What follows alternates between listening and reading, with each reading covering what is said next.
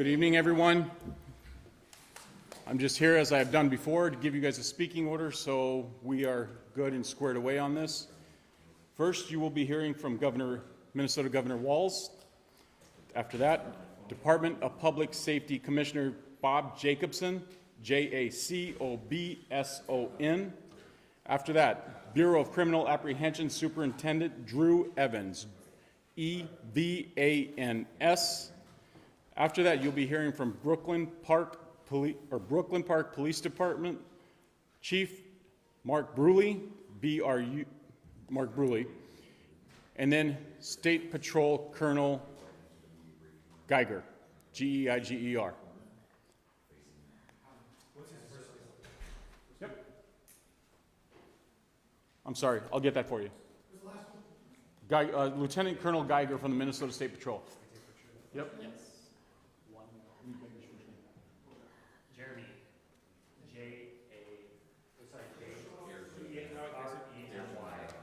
What was that? Jeremy. Common spelling. What's Bruley's last name?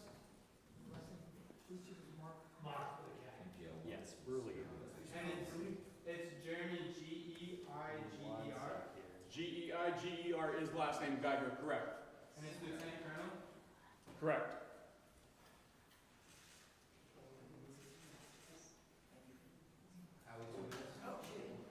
No, less.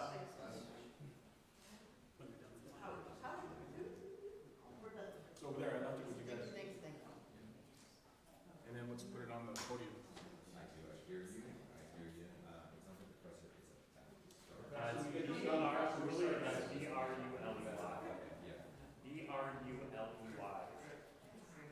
I need another one. Do we have another one, Todd?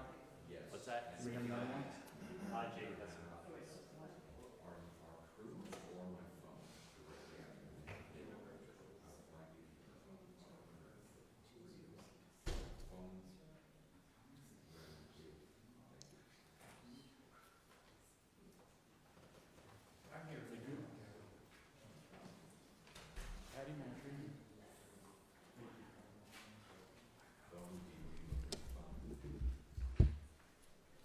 Following that speaking order, as always, you've heard me say this, we will take some questions. Please introduce yourselves and your media organization. There's certainly a lot more of you here now than there used to be. Please remember to introduce yourselves and your media organizations before your first question.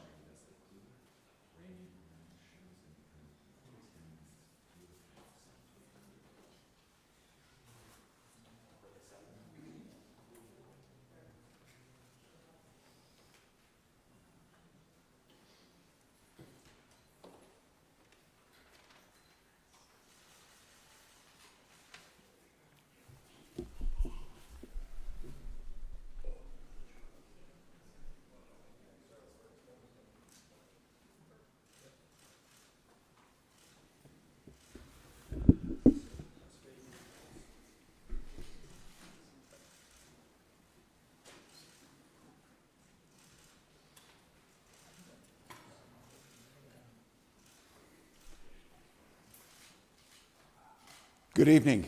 After a two-day manhunt, 2 sleepless nights, law enforcement have apprehended Vance Boelter. That's 48 hours that law enforcement involved in a complex and dangerous manhunt. Spent Father's Day away from their families to deliver justice for Melissa and Mark Hortman and their children who spent this Father's Day alone. To the law enforcement who stand here and the hundreds who are involved in this, the state of Minnesota owes you a deep debt of gratitude. Thank you. You ran towards the danger and you served the state of Minnesota. This is a great example of coordination and collaboration. Multiple agencies, federal, state, and local, coordinating together in a way to protect the public and close this hunt around. Multiple agencies were there as FBI laid hands on it and Minnesota State Patrol put the handcuffs on. One man's unthinkable actions have altered the state of Minnesota. Melissa Hortman was the core of who our values were. She had a hand in so many things that happened. The building that we stand in, she helped usher through.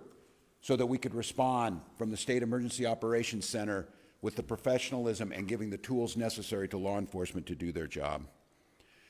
To Melissa and Mark's family, I cannot fathom your pain and the grief that you're going through. We'll take solace in the memory and the work that Melissa did, and you can rest assured that we will put every ounce of effort that the state of Minnesota has to make sure that justice is served and the individual responsible for this serves the time for the unspeakable act. State grieves with you. To John and Yvette Hoffman, the latest news is Senator Hoffman came out of his final surgery and is moving towards recovery. Yvette is healing. And I think when the story comes out, and I'd like to say on behalf of the state of Minnesota, the heroic actions by the Hoffman family and their daughter Hope saved countless lives, and we are grateful. Bureau of Criminal Apprehension will continue to investigate. We will keep you informed. We'll spare no expense and no work to make sure that that happens. A moment in this country where we watch violence erupt. This cannot be the norm. It cannot be the way that we deal with our political differences. Now's the time for us to recommit to the core values of this country. And each and every one of us can do it. Talk to a neighbor rather than arguing. Debate an issue. Shake hands. Find common ground. This is who Melissa Hortman was. In the first negotiating session that I had a chance to work with her, she got all the partners in the room, and she provided each and every one of us a copy of a book called Getting to Yes. And the whole premise was debating with a sense of goodwill, a sense of trying to come to compromises that serve everyone. And because of her, we did that. Because of her, we did that year after year after year. That's the embodiment of how things are supposed to work. It's not about hatred. It's not about mean tweets. It's not about demeaning someone. It's leading with grace and compassion and vision and compromise and decency. That was taken from us in Minnesota with the murder of Speaker Hortman. So for each and every one of us to truly honor, and we will continue to honor that spirit, but we will need to do it in just more than actions in a memorial. Conducting ourselves in the spirit that Melissa Hortman did her work is what the country needs to heal. I will once again say the deep debt of gratitude. These professionals standing behind us and countless others. This was, you'll hear from them, incredibly complex. And to take this suspect in with no life or injuries to civilian population and to bring him in alive so he can serve justice, which he will do in Minnesota, is an incredible thing that we are grateful for. With that, I'm going to turn it over to the professionals, starting with Commissioner of Public Safety for the state of Minnesota, Bob Jacobson. Thank you.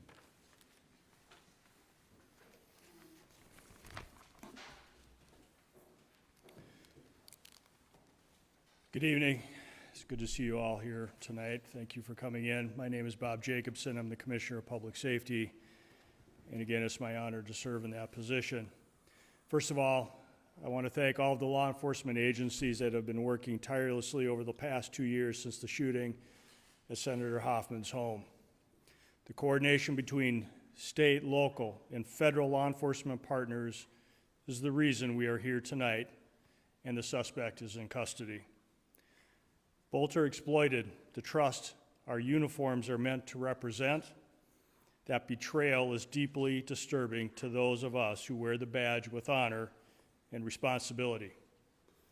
We want to thank community members across the state for their support, for their tips, and their information.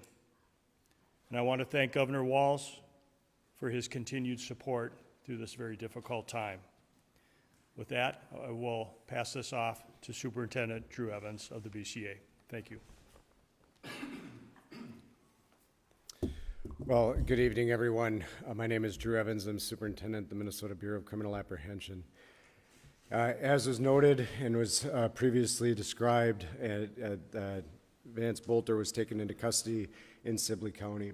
We were with you earlier today when we provided information about the manhunt and the myriad of law enforcement that have come together working in partnership so that this evil cannot be continued. The first step in a case like this is that we take him into custody, and then the work will continue and begin to make sure that we have all the evidence we need to ensure that he is held accountable for his crimes. Please bear with me, but I think it's important because it has been noted by the governor, just to give you some background on the teams that were down there, and I may even be missing some in terms of this because there were law enforcement partners, not just from the Twin Cities, but across the state of Minnesota that came together. From the Brooklyn Park Police Department, the Tri-City SWAT Team, Eagan Police Department, Burnsville Police Department, our South Metro SWAT Team, the FBI, ATF, United States Marshal Service, State Patrol, Washington County Sheriff's Office, Ramsey County Sheriff's Office, the Richfield Police Department, St. Paul Police Department, Bloomington Police Department, Sibley County. We had Riverview Medics, Green Isle Fire Department, and Lifelink in the area, in addition to Prior Lake, Crow River SWAT, and the Hennepin County Sheriff's Office. And again, I may have been missing, and I apologize to my partners for that we do that. I share all of that for you because that's the commitment when this sort of evil is in one of our communities, that law enforcement comes together to put all of their resources together to make sure that that person is taken into custody. That is so that people across the state of Minnesota and legislators that were targeted in these attacks and that may have been listed can breathe a sigh of relief as quickly as possible as we came together in an incredibly complex set of circumstances in that. He was arrested, as you saw earlier this evening, in the area of 35600 block of 200th Street, Green Isle. What happened in that is, as we noted, there was a manhunt going throughout the day in that area that we've discussed previously, and there was information provided that he was seen in the area. When that information was provided to the investigators that were conducting the ground search, they converged on the area with a number of SWAT teams with the assistance of the Air Wing from Minnesota State Patrol, and we'll provide a few more details about the end of coming into custody in a little bit, but he was taken into custody at that time. He is in custody, and a reminder for anybody that was not, when we've previously said that, taken into custody under a state criminal warrant. That information will be made public, if it is not already, detailing the complaint that he is charged in the cases at this time with the murders of Speaker Hortman and her husband, Mark Hortman, also with the shootings in John Hoffman and Yvette Hoffman for those crimes, and will be moving forward. We are also in contact with our federal partners, both the FBI, United States Attorney's Office, who are examining whether or not additional charges should be brought at the federal level related to this at this time. There is a lot of investigation that continues, and I'm going to turn it over to Chief Bruley to provide some comments on this and the work. I just want to tell, certainly for the communities of Champlin, City of Brooklyn Park, you both have incredibly professional police departments that work day in, day out and tirelessly in this situation to bring justice and work towards that, not only for the families and the loved ones and the community that are impacted, but for the entire state of Minnesota. And our teams are incredibly proud to work alongside them and all the law enforcement partners. And so with that, I will turn it over to Chief Bruley for some comments on this, and the work will continue in partnership with them and others moving forward. Chief. Good evening. I'm Police Chief Mark Bruley, Brooklyn Park Police Department. Just a few comments. One, I'm very proud to tell you that we took the suspect into custody who is responsible for this. That was within 43 hours of the incident. There's no question that this is the largest manhunt in the state's history. Just down at the scene where he was taken into custody, there was 20 different SWAT teams over an extremely large area hunting this individual down to take him into custody. I believe that the state of Minnesota and certainly the city of Brooklyn Park should be extremely proud of the police officers within the city of Brooklyn Park, but the partnerships that we had are unprecedented between the federal agents, the county, the locals, and others around. It is absolutely an incredible task what went on. Essentially, the Brooklyn Park Police Department was turned over into an operations center, and that's all that hundreds of detectives worked on tirelessly for 43 hours. So while this has come to some conclusion where we've made an arrest, there is a ton of work that needs to be done. So I encourage community members, if there's evidence, information, or other things, please continue to feed that information to the Brooklyn Park Police Department so that we can fully investigate this and present a complete case to both the federal jurisdiction and the Hennepin County Attorney's Office. With that, I'll turn it over to the State Patrol. Good evening, everyone. My name is Jeremy Geiger. I'm the Lieutenant Colonel with the Minnesota State Patrol, the Assistant Chief. The Minnesota State Patrol, along with countless other partners, were responsible for this arrest. The collaborative effort, I cannot stress enough how outstanding that was, helped ensure the suspect's arrest did not result in the injury of any law enforcement that was down there and in the area. We had special response teams on the scene near 200 streets in Sibley County. Several partner law enforcement SWAT teams positioned to form a perimeter at that point in time. The State Patrol also provided the air support that was talked about earlier today. The suspect crawled to law enforcement teams and was placed under arrest at that point in time. There was no use of force by any member of law enforcement that was out there, and the suspect was taken into custody without any use of force. Thank you. With that, we will open it up for a few questions. Reminder, please introduce yourself, your media organization. If you have a question for one of the specific individuals, please feel free to point that out as well. Megan Pesco with NBC News. Can I ask anyone up here who can speak to it, did the suspect make any key mistakes that you feel like led to his eventual capture? You know, the question is were there any key mistakes? We certainly, at this point, there's a lot of information we can't share right now in this. What I will tell you is there is some incredibly dedicated law enforcement personnel, criminal intelligence analysts that were out working day in, day out, working together. And what I will tell you is that the public certainly is always of assistance to us in law enforcement, and incredibly diligent people in the area that provided us the assistance that we needed to get our teams that were already down there that last piece over. But they were certainly in the area and working diligently together on that. One's going to be one at a time, guys. Drew, Border Health from Pier 11. Do you have any indication that anyone helped him? The question is any indication anybody helped him? We continue to look into that. I don't have anything beyond what we shared earlier today. This investigation, as Chief Bruley noted, will be continuing to expand at this point in time to make sure that we continue to look at all angles of this. And everybody did help him. We will certainly hold them accountable for doing that in this process. Drew, Adrian Broadus from NBC News. Can you tell us how the Hoffmans helped save lives, and what did the suspect say when he was taken into custody? The question was how the Hoffmans helped save lives, and what did he, I don't have the specific, and then what did he say when he was taken into custody? I don't have the specifics on what he said when he was taken into custody. You know, we're incredibly grateful that the Hoffmans are still here with us at this point in time, and that they will be hopefully on a continued path to recovery, and that they will provide us the information. We've been able to talk to them today, and they will be providing key information to us as part of this investigation moving forward. Sir, can I ask you from CBS News, did the suspect have a phone with him when he was caught? Was he tracked in any way, or was it just sightings and tips? At the end, the question was, did he have a phone with him? I don't have the specifics on everything that was with him when he was arrested at this time. I will say he was armed. And that he came when he was taken into custody, but we'll be sifting through all of that information from there. What's that? I can't on the weapons at this time, so Paul.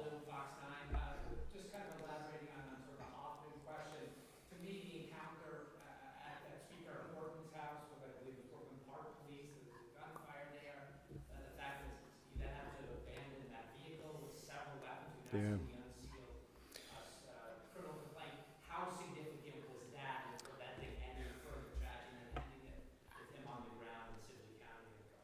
The question is, again, expanding on the Hoffmans and providing addition. What I'll tell you, Chief Bruley mentioned this yesterday, and his police officers going to check proactively on Speaker Hortman's home at that time.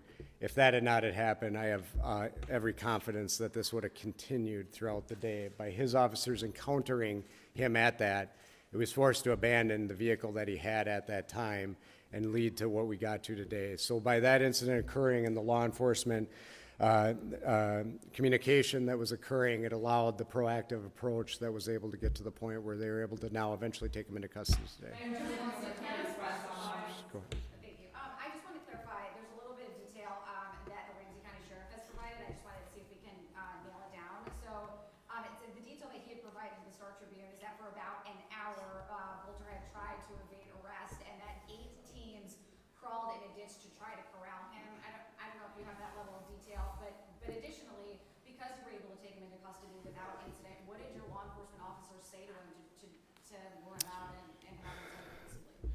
So the question is about the teams and then what was done to get him into custody. So we don't get into operational details for the safety of our law enforcement going forward in terms of what it is. But what I can say is the incredible teamwork that was done and the large number of law enforcement certainly put us in a position where they were able to maneuver into this area to safely put him in a place where, you know, I don't know what was going through his head and I wouldn't speculate, but they have incredibly professional teams that are trained on this and how to take somebody into custody, and they provided the commands and he gave up peacefully. Superintendent Jonah Kaplan from WCCO and CBS News. First, if you could just speak personally for you and all your colleagues. I imagine this is a relief for a lot of you. Can you talk about what it means to you personally to have this done? Only a few hours ago, you weren't sure if he was in the state, let alone in the country. The question is the relief for all of us. I mean, the relief for us in law enforcement is we feel an incredible amount of pressure to bring a person into custody, to bring safety to the community. These professionals behind me and their teams, this is what they do. This is what they get paid to do, and they're honored to do the work on behalf of Minnesotans every single day.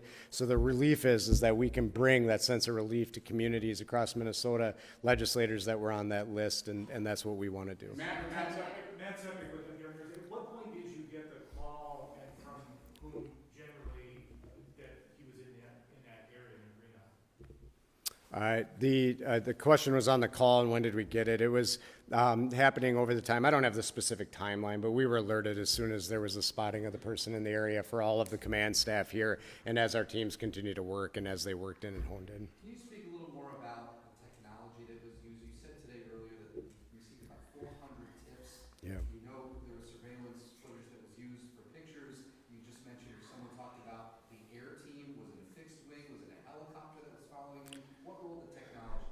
Yeah, the question is what role, and I can't get into all the technology, obviously.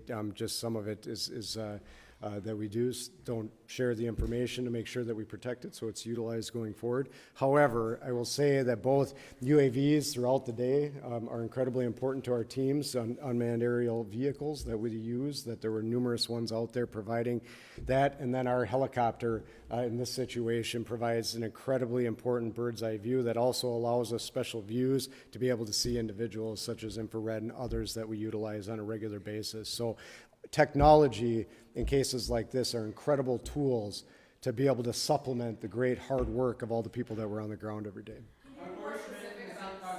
Let's go here first. So right now he is being interviewed at a law enforcement facility. More information on where he will actually be ultimately will be released at a later time. What law enforcement agency or facility? I can't share where he is currently, but that information will be available soon. Can you be more specific about the setting in which he was? I know there are things you can't give away, but we've seen things like trails and fields. You're talking about him crawling. What can you tell us about where he was hiding during this time? Yeah, so this is, where was he hiding? This is in a rural area. These are fields and different wooded settings around, and that's where he was ultimately captured. Sibley County is, a rural county in the state of Minnesota, and so it's what a lot of that streams, fields, woods, crops, and so where he was ultimately taken into custody was in a field. Did the infrared technology help find him, identify him from here? I don't. The commissioner had mentioned some of that earlier. I wonder if that's something that helps. Yes, absolutely. It assisted previously, and they were out there. The helicopter was out there before the sun went down. But after that happened, yes, that technology did come into play. How long did you know that he was there? I'll turn that back over to the superintendent here too, but I don't think that that information is available right now.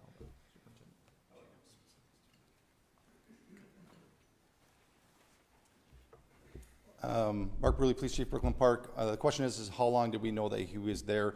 A vehicle that we believe that he was in was spotted many hours before and had been abandoned. an alert police officer believed that he may have seen the individual running into the woods, and that started a large-scale perimeter that we set up, or down in Sibley County set up, and we started to deploy resources, including the Brooklyn Park SWAT team, and along with many other SWAT teams, to contain an extremely large area, knowing that this is a very dangerous individual. During that, we got privy to additional information of an individual that was in the woods, and that search went on for many hours until ultimately we were able to locate him in the woods. In approximately an hour and a half or so, we were able to close the distance in with the technology and the State Patrol helicopter, and where we were able to call him out to us. Hi, Police Upper ABC News. Are you very more information about the motive? Are you anticipating this is an act of domestic terrorism? Yeah, it's absolutely way too soon to say that right now. That's where the investigation, we have been just solely focused on the manhunt. And the goal is to give some calm to the situation of many individuals that were on the list that were worried about their safety. And this is a very dangerous individual for our community, and that's why so many resources and such a great collaboration came together to focus on removing him from society so that we can restore some sort of calm and bring some healing to our community and to our state. Now begins the hard work of looking at what the motive is, looking at putting this case together, and so that's yet to come. Hey, Mark, who's talking about the people that were on the list? What other, I know there are politicians from Wisconsin on this. What other states were people on this? It was multiple states. I don't have the exhaustive list, but it was multiple states that were on there. Do you have some states that were on the list? We can, there's a few, I don't want to say it because it won't be exhaustive, but you know, Wisconsin, Illinois, Michigan, some others that were on there. There was a variety, Nebraska, Iowa, we've had contact.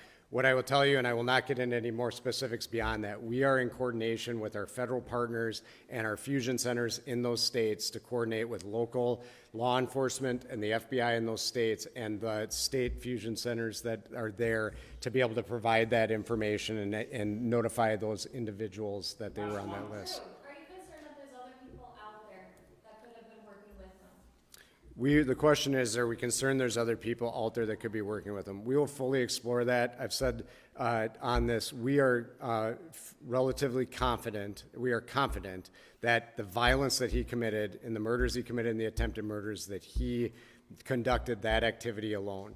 We will be exploring if there are any broader network. We have not uncovered any of that at this time, but that will be part of our investigation, and we will fully explore that. So thank you. Thank you. We can go. Thank you. Thank you. Thank you, everyone.